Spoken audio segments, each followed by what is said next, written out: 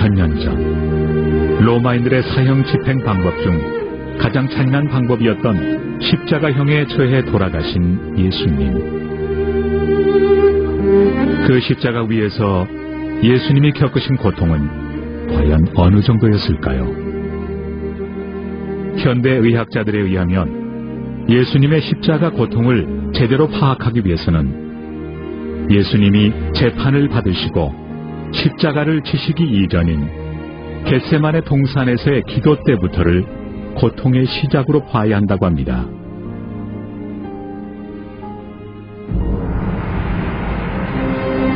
성경 누가복음은 의사인 누가가 기록하였는데 그는 예수님이 십자가에 달리시기 전 겟세마네에서 기도하신 사실을 이렇게 기록하고 있습니다.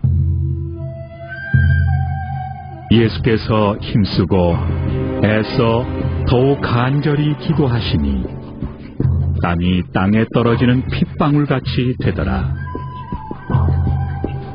피땀을 흘린다고 하는 것은 의학적으로 전혀 불가능한 이야기가 아닙니다.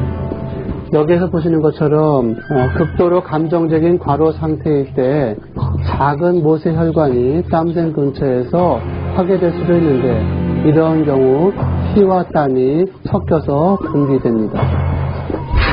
예수님은 십자가형을 당하기 전부터 매우 극심한 정신적인 스트레스 상황에 놓여 있으셨던 것입니다. 이어 예수님은 유다의 배반으로 체포되어 대제사장과 빌라도 앞에서 수차례 신문을 받고 태형과 함께 십자가형을 선고받습니다.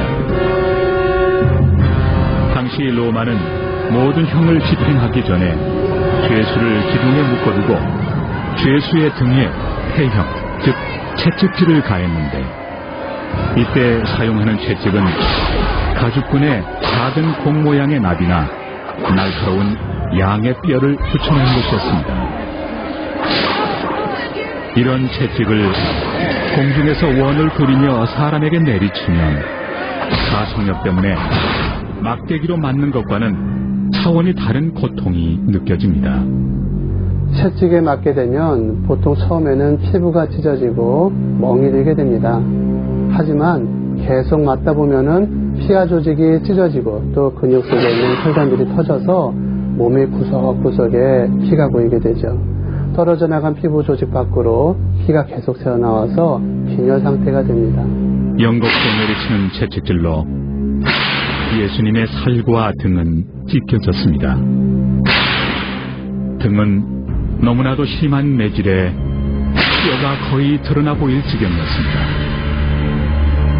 로마 병사들은 예수님의 옷을 벗기고 붉은 겉옷을 입히고 나서 손가락만한 크기의 가시가 돋친 면류관을 머리에 씌웠습니다. 이어 예수님은 당시 로마의 관행에 따라 양쪽 어깨에 십자가를 지고 양팔이 묶인 채 처형 장소인 갈보리로 가게 됩니다. 이때 예수님께서 지셨던 십자가는 무게가 50kg 정도의 가로목이었습니다. 세로목은 이미 예수님이 처형당하실 갈보리 언덕에 세워져 있었습니다. 십자가형에 사용되는 나무는 죄수에게 고통이 가중될 수 있도록 나무를 다듬지 않았고 오랫동안 사용할 수 있도록 될 수 있으면 단단한 나무를 사용했다고 합니다.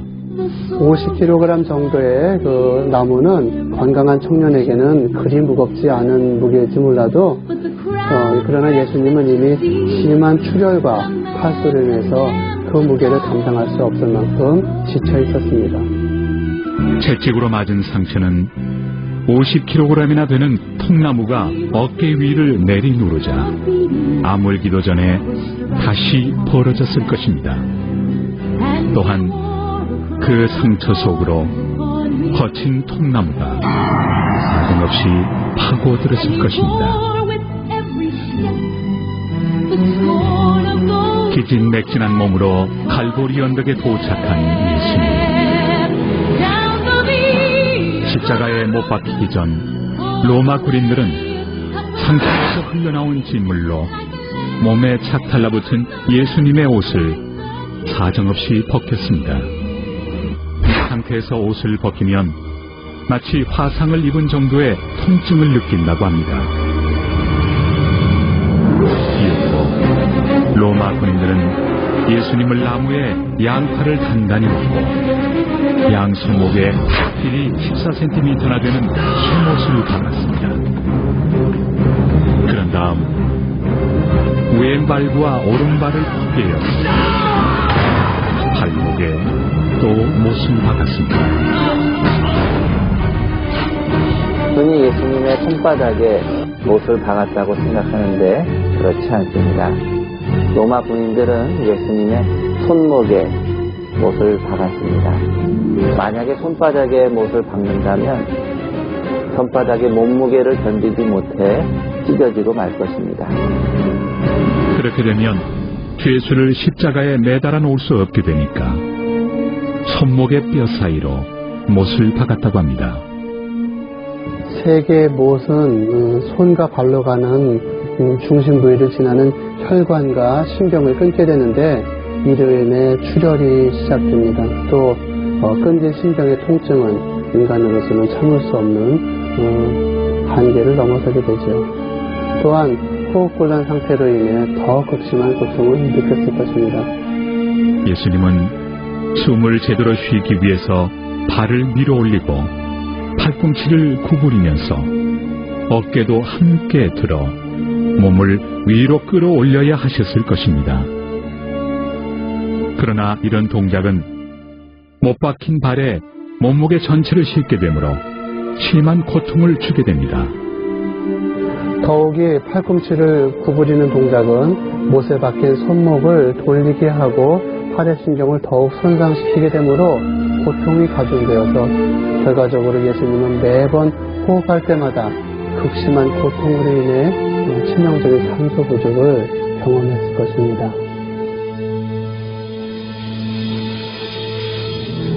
결국 예수님은 십자가에 달린 지 3시간 만에 운명하십니다.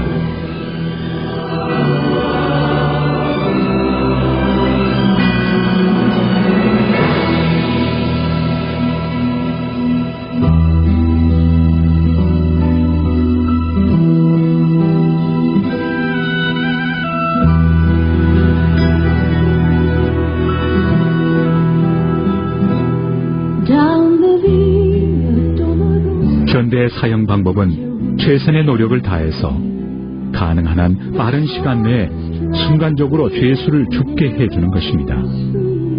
그러나 그 당시 십자가의 죽음은 그와는 정반대였습니다. 가장 잔인한 고통을 가장 오랜 시간 당하도록 하는 것입니다. 숨질 때까지 온종일, 때로는 이틀, 사흘이 걸리기도 했다고 합니다. 1세기의 유대인 역사학자 요세푸스는 심지어 일주일 동안 죄수가 십자가에서 고통을 당했다고 기록하고 있습니다. 예수님과 같이 십자가에 달렸던 두 강도는 날이 저물도록 죽지 않고 있었습니다. 다음 날이 안식일이어서 사형을 계속 집행할 수 없었기 때문에 병사들은 강도들을 다리를 부러뜨려 죽였습니다. 다리를 꺾기 위해서 무릎뼈를 망치로 때리게 되면은 그게 깨지게 되는데, 그렇게 되면 더 이상 몸을 지탱할 수가 없게 되고 그 무릎 주위로 1리터나 되는 피가 흘러나와서 빈혈 쇼크 상태가 되게 됩니다. 예수님은 이미 죽었으므로 다리는 꺾지 않고 죽음을 확인하기 위해 창으로 옆구리만 찔렀습니다. 잘 훈련된 로마 군인의 창은 예수님의 오른쪽 옆구리를 찔러서 심장을 관통했습니다. 그러자 거기에서 피와 물이 흘러나왔습니다. 예수님의 옆구리에서 피와 물이 흘러나왔다는 것은 예수님의 심장이 파열돼서 돌아가셨다는 것을 의미합니다. 심장에는 심낭이라는 것이 있는데, 파열된 심장에서는 심낭으로 피가 흘러나오게 되고, 시간이 지나게 되면 여기에 있는 이 피와 마찬가지로 적혈구가 아래로 내려오게 되고 위에 맑은 물이 고이게 됩니다. 로마 병사의 그 날카로운 창이 예수님의 옆구리를 찔렀을 때 거기서 물과 피가 흘러나왔다는 것은 예수님께서 극심한 고통 속에 심장이 파열되어서 돌아가셨다는 것을 의미합니다. 심장이 파열되기까지 우리를 지극히 사랑하신 예수님. 예수님께서는 우리를 대신하여 십자가의 참혹한 고난을 몸소 당하셨습니다. 우리를 사망의 골짜기에서 구원하시기 위하여 상상을 초월하는 극심한 고통도 겪으셨습니다. 갖은 고통 다 겪으신 후 운명하셨습니다. 그리고 부활하셨습니다.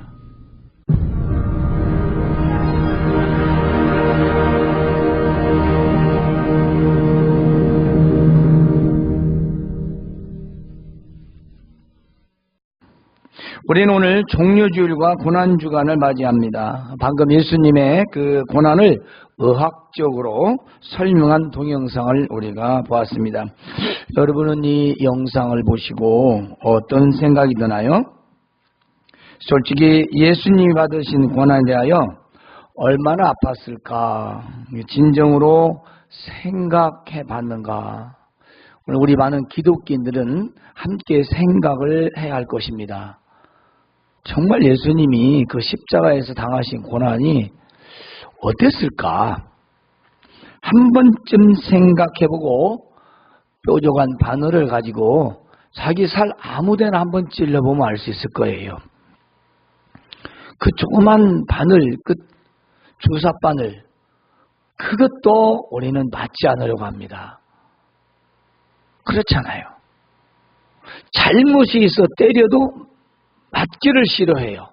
근데 잘못도 없으시면서 죽음보다 더 큰 그 고통을 우리는 표현할 길이 없어서 얼마나 아프셨나 함께 생각해 보고자 합니다.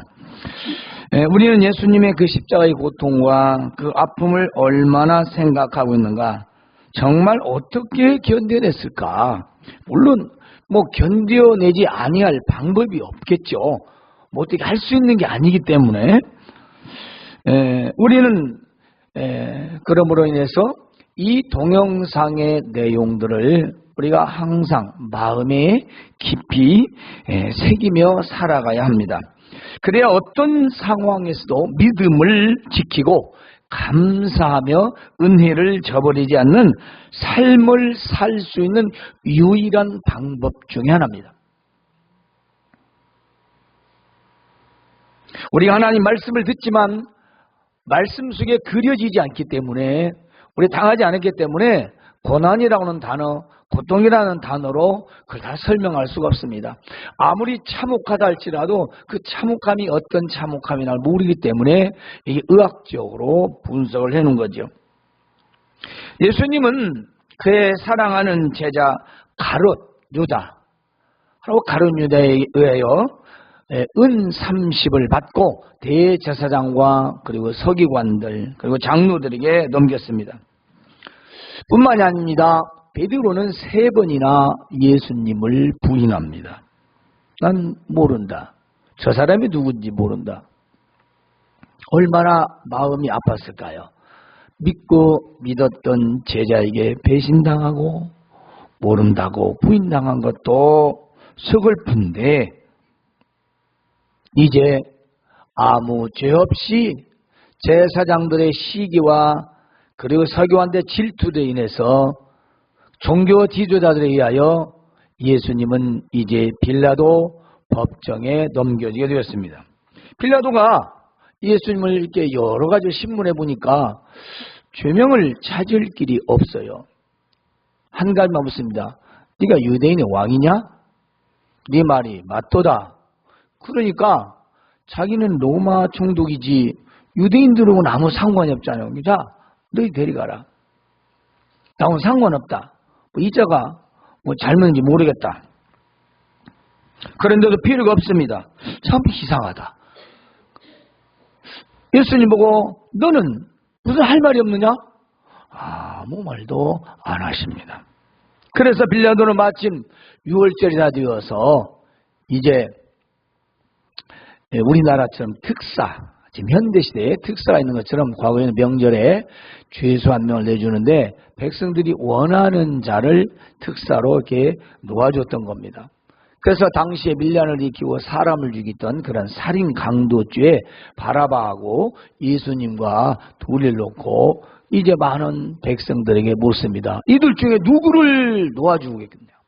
누구를 놓아줘야 되겠느냐? 하니까 바라바라. 물론 거기에는 대제사장들의 역할이 굉장히 많았습니다. 성경을 보면 바로 그 대제사장들이 백성들에게 소유를 일으켜서 바라바라. 그래서 바라바라 하니까 이 빌라도가 아니 무슨 이자가 그렇게 사람을 죽이냐? 얼마나 큰 죄를 했는데 어째서 바라바를 내어주라고 하느냐? 성경에 보면 대제사장들이 시기에서 예수님을 빌라도에게 넘긴 줄 빌라도가 알고 있었습니다. 그러나 대제사장들이 너무 무리들을 충동해서 결국은 살인 강도 바라바를 놓아 주었습니다. 그리고 묻습니다. 그러면 너희들의 왕 유대인의 왕 이자는 어떻게 하면 좋겠느냐? 근데 그들이 다 소리질러 말하기를 십자가에 못 박으소서 하고 소리를 지릅니다. 그 빌라도가 어찌하여 그러느냐? 무슨 악한 일을 하였느냐? 하니까 더욱 소리를 질러 저 예수를 십자가에 못 박으라 고함을 치고 소리를 지릅니다. 그러니까 빌라도는 밀란이 일어날까봐, 왜냐? 자기 땅이 아니니까. 식민지긴 하지만 무섭잖아요. 겁나니까 이제 그들의 말을 들어서 바라바는 놓아주고 예수님은 책찍질하여 십자가에 못 박히게 바로 군병들에게 넘겨주었습니다.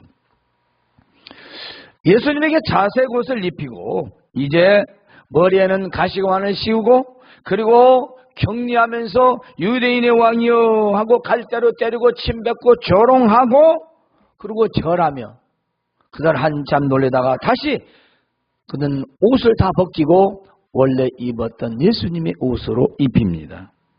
그리고 이제는 십자가에 못 박으라고 이제 끌고 가기 시작하지요. 예수님은 고문당하고 채찍에 맞아 살이 찢어지고 살점이 떨어져 나가고 그리고 몸에 뼈가 보일 정도로 온통 상처뿐이었습니다.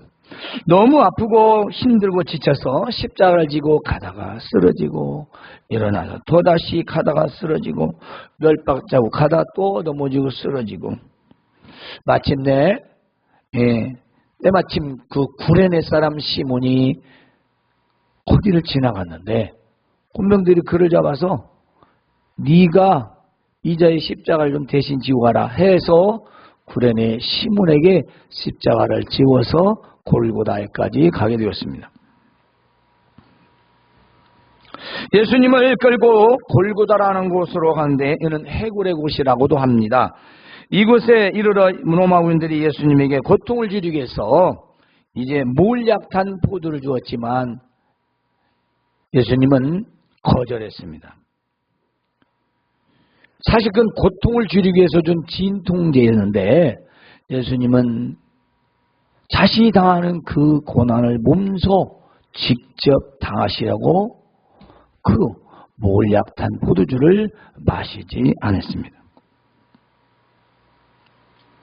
예수님은 제3시가 되어서 이제 십자가에 못 박히기 시작했습니다. 그리고 이제 그는 양손에 그리고 손과 발에 그리고 머리에 가시관을 씌워서 다른 두 강도들과 함께 세워지게 되었습니다. 그런데 그 로마 군인들은 예수님의 옷을 벗기고 난 그 옷을 누가 어떤 걸 가져갈까 하고 제비 뽑고 있었습니다. 당시 예수님의 옷은 통옷이었습니다. 속옷도 있었습니다. 우리가 알다시피 예수님은 알몸으로 처형을 당했습니다. 예수님이 가리고 있는 그것은 그림일 뿐입니다. 왜냐? 그래서 수치심이라고 했습니다. 예수님은 수치를 당하셨다고 하는 거예요. 사람의 몸이 완전히 발가벗겨져 온 세상 사람들이 다 바라보는 앞에서 죽임을 처절하게 당하셨던 것입니다. 그리고 위에는 뭐라고 써있냐면 유대인의 왕이라 그렇게 죄패가 써져 있었습니다. 지나가는 사람들이 말합니다. 머리를 흔들면 아이고 어쩌다 저 모양 있고 아하 저자가 뭐 성전을 사흘 만에 짓겠다고 하는 자 아니요? 아이 네가 어디 한번 너를 구원하여 보라. 이 말은 네가 하나님의 아들이고 신의 아들이니까 너 지금 못 받겠잖아. 그리고 기적을 행하였잖아. 그러니까 못도 다 빼버리고 발도 빼버리고 십자가 내열어보라. 그럼 우리가 너를 보고 믿겠다. 오늘날 여러분들 있지요. 눈앞에 보이는 것만 믿는 사람들. 그런데 눈앞에 보이는 것만 믿는 사람은 믿지 않습니다. 왜냐? 믿는 것 같지만 믿습니다. 우리가 광야 시대 보면 이스라엘 백성들이요. 눈앞에서 날마다 하나님의 기적이 나타났습니다. 그때뿐입니다. 돌아서면 다시 똑같습니다. 예수님이 얼마나 많이 보여줬습니까? 예수님이 너무 답답하시니까 나를 못 믿거든. 나를 못 믿겠거든. 내가 하는 일을 통해서라도 믿으라고 했습니다. 예수님이 하신 일은 뭐예요? 자연 만물을 다스리지 않습니까? 이건 사람이 할 수 있는 일이에요. 폭풍을 잔잔케 하고 풍랑을 잔잔케 하고 죽은 자를 살리는 건 이런 일반 의학에서 할 수가 없는 겁니다. 불치병을 어떻게 낫겠어요? 안 되지요. 그러나 예수님을 그렇게 죽이려 했던 자들은 예수님이 하는 일을 통해서도 예수님을 믿지 않았습니다. 때문에 예수님이 십자가에서 살아나도 그들은 안 믿습니다. 눈으로 보기 위한 것 뿐이지요. 예수님은 오후 3시가 되어 이제 숨을 막 지기 전이었습니다. 예수님은 큰 소리를 지르며 엘리 엘리 사박다니 엘리 엘리 라마 사박다니 엘리 엘리라는 것은 나의 하나님 나의 하나님 어찌하여 나를 버리셨나이까 라는 말입니다. 시편 22편에 나오는 다윗의 고난 속에 이 예언의 말씀이 있습니다. 여러분 사랑하는 아버지에게서 버림당한 자녀 바로 그 고통을 말하고 있습니다. 이 세상에서 가장 고통이 심하다고 하지만 아버지에게로서 버림당하여 그것도 그냥 버림당해서 보육원으로 간 것도 아니고 철저하게 죽음으로 내어 몰린 그 자식의 마음 그게 엘리 엘리 라마 사박단입니다. 아버지가 나를 이제 저 죽음으로 마지막 십자가의 고통으로 보내셨다라는 포기, 버림 누구 때문에 그랬을까요? 바로 저와 여러분의 죄 때문이었습니다.